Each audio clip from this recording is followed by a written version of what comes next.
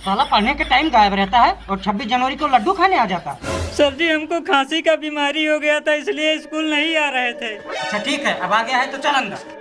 तो बच्चों, आज 26 जनवरी के उपलक्ष्य में ये है देशराज, ये हमें एक गीत सुनाएंगे। तो बेटा देशराज, क्या सुनाना चाहोगे? किरिश का सुनने का गाना। ना लाए, किरिश का गाना सुनाएंगे। कोई अच्छा सा गीत सुनाओ।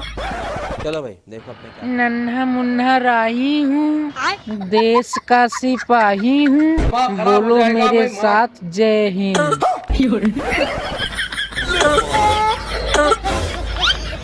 सर जी लड्डू कब तक बटेगा? हमको भैंस चराने जाना है। अरे बेटा मिलेगा लड्डू, पहले गीत तो सुना दो।